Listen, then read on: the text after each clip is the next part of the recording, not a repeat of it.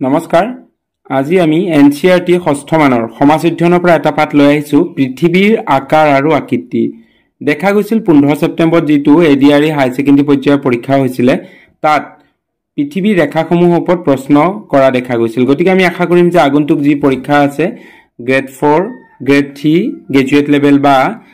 driving পোষ্টৰ কাৰণে তেনে ধৰণৰ পৰীক্ষাসমূহটো ইয়াৰ ওপৰত প্ৰশ্ন উত্থাপন হ'ব পাৰে আমি আজি আপোনালোকৰ মাজত 25টা প্ৰশ্ন লৈ আহিছো এমসিকিউ জৰিয়তে আমি তাক আমি কৰা প্ৰয়াস কৰিম তো প্ৰথম প্ৰশ্নটো লওঁ পৃথিৱীৰ সোঁমাজেৰে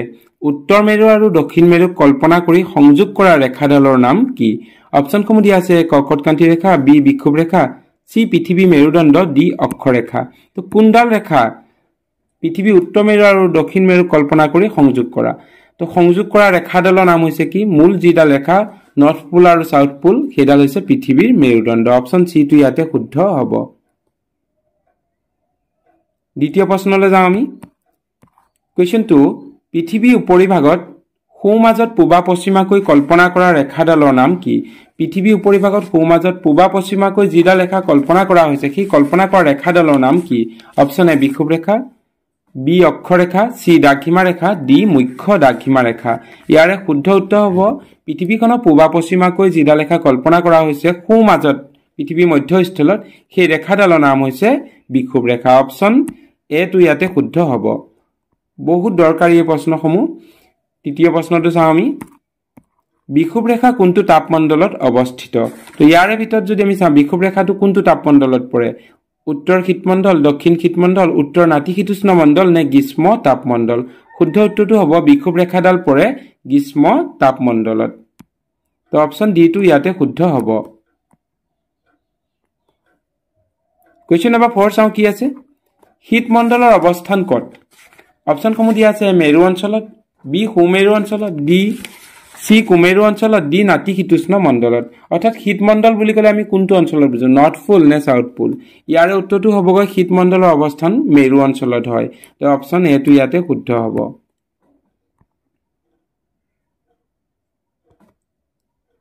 কোৱেশ্চন 5 টো চাওঁ আমি কি আছে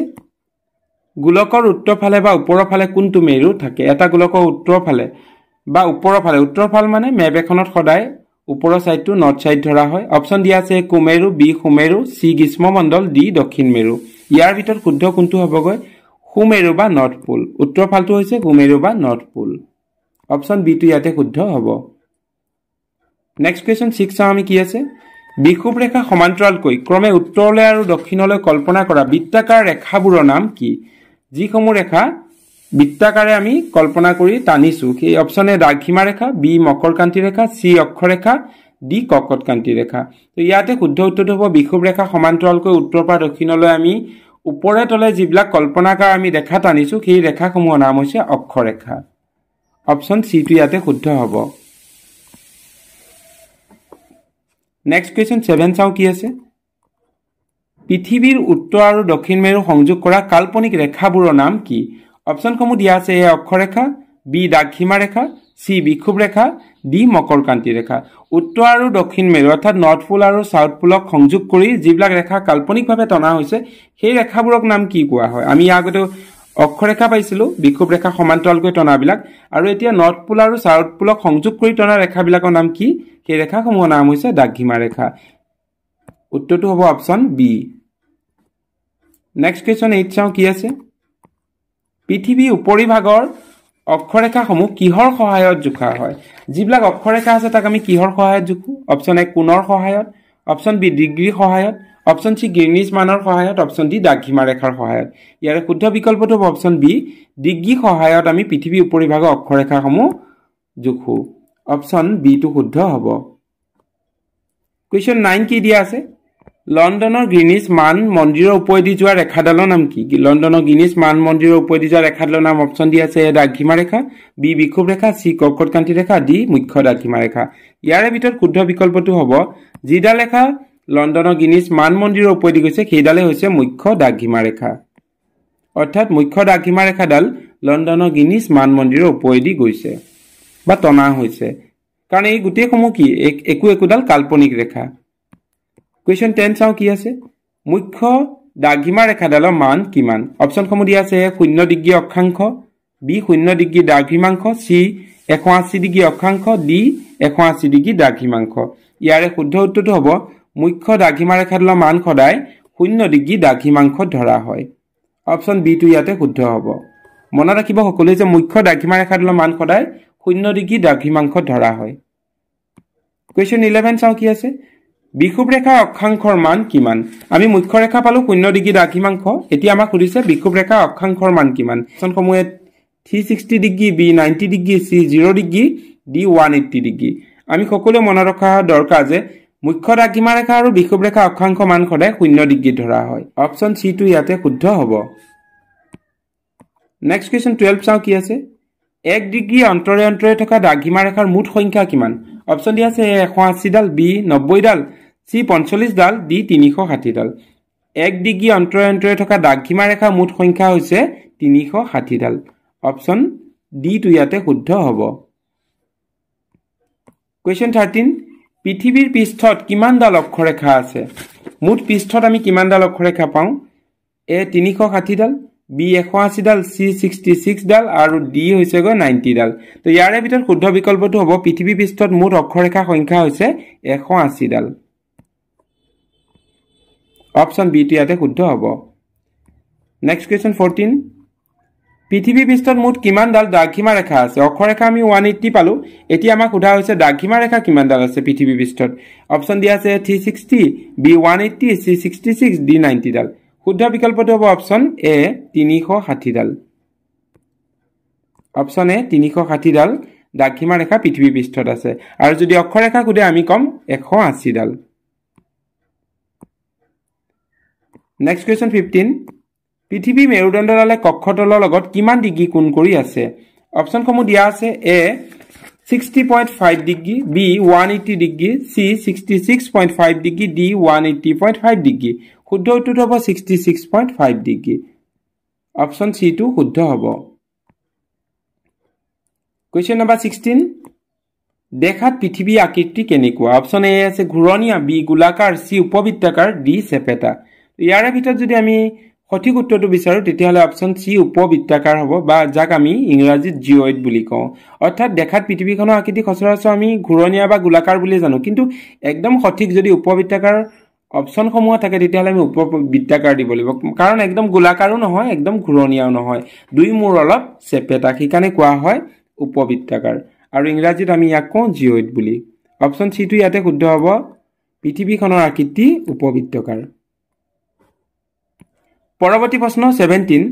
কোনডাল ৰেখাৰ সহায়ত পৃথিৱী যিকোনো ঠাইৰ অৱস্থান নিৰ্ণয় কৰিব পাৰি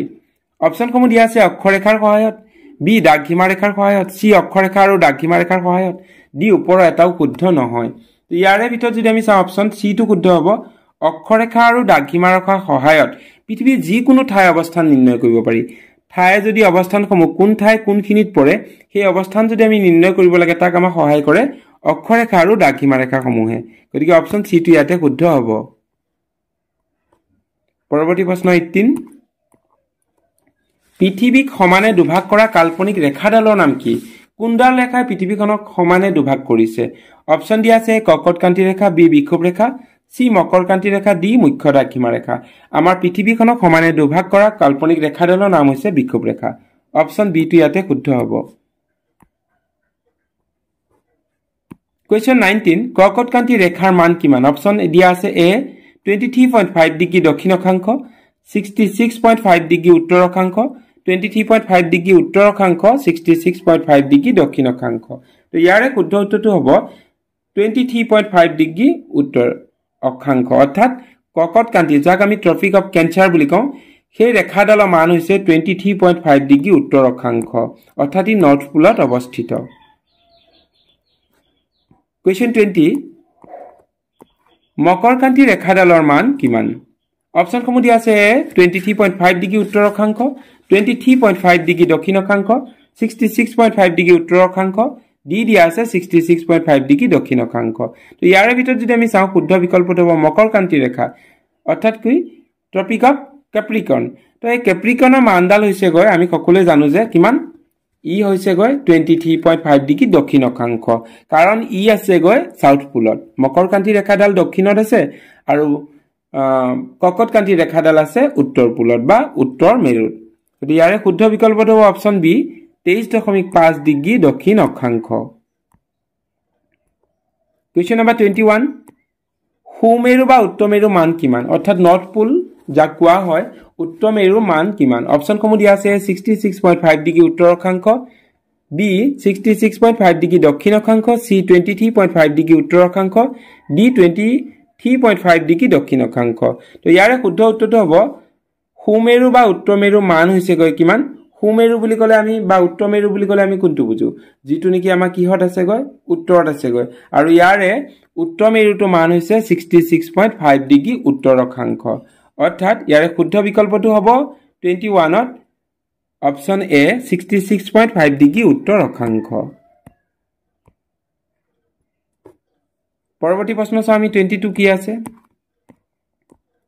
কুমেৰু বৃত্ত বা দক্ষিণ মেৰু মান কিমান ইয়াৰ আগতে আমি কুমেৰু বৃত্তটো পালো এতিয়া আমাক সোধা হৈছে কুমেৰু বৃত্ত বা দক্ষিণ মেৰু মান কিমান তো দক্ষিণ মেৰু মানটো কিমান হ'ব গৈ ইয়াৰে দক্ষিণ মেৰু মানটো হ'ব গৈ অপচন এ 66.5 ডিগ্ৰী দক্ষিণ অক্ষাংশ 66.5 ডিগ্ৰী উত্তৰ অক্ষাংশ 23.5 ডিগ্ৰী উত্তৰ অক্ষাংশ 23.5 ডিগ্ৰী দক্ষিণ অক্ষাংশ তো শুদ্ধ উত্তৰটো হ'ব 66.5 ডিগ্ৰী দক্ষিণ অক্ষাংশ অপচন এ টো ইয়াতে শুদ্ধ হ'ব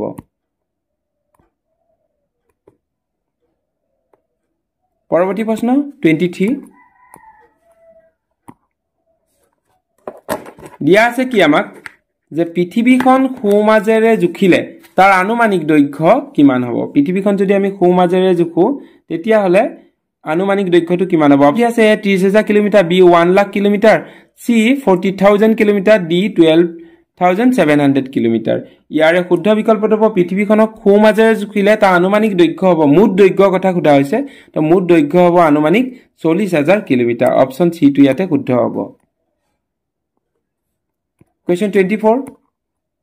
বিক্ষুব ৰেখাৰ পৰা উত্তৰ আৰু দক্ষিণ দিশে বিস্তৃত হৈ থকা তাপমণ্ডলটো নাম কি যিডাল বিক্ষুব ৰেখা হি আমাৰ পৃথিৱীৰ সোমাজত কল্পনা কৰা হৈছে আৰু তাৰ পৰা উত্তৰ আৰু দক্ষিণ দিশে বিস্তৃত হৈ থকা তাপমণ্ডলটো নাম কি যিটো তাপমণ্ডল আছে তাক আমি কওঁ কি গ্ৰীষ্মমণ্ডল বুলি কওঁ অৰ্থাৎ অপচনটো কি হ'ব গৈ ইয়াতে অপচন সি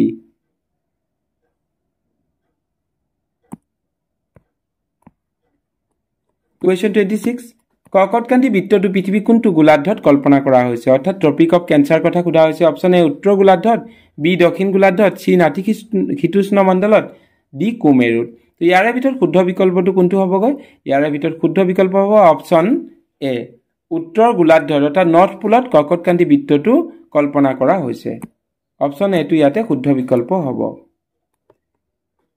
ওকে আজি আমি ২৬টা প্ৰশ্ন পৃথিৱীৰ ৰেখাসমূহৰ ওপৰত ষষ্ঠ মানৰ এনচিআৰটি পৃথিৱী আকাৰ আৰু আকৃতি এই পাঠটোৰ পৰা এমচিকিউ জৰিয়তে আপোনালোকক উত্তৰসমূহ সমিধান দিবলৈ প্ৰয়াস কৰিলো কাৰণ দেখা গৈছিল যে বিগত পৰীক্ষাত ইয়াৰ ওপৰত প্ৰশ্ন আহিছিল গতিকে আমি আশা কৰিম এই ভিডিঅটো আপোনালোকক উপকৃত কৰিব আৰু আগন্তুক পৰীক্ষাৰ কাৰণে আপোনালোকৰ প্ৰস্তুতিত ই সহায়ক হৈ উঠিব ধন্যবাদ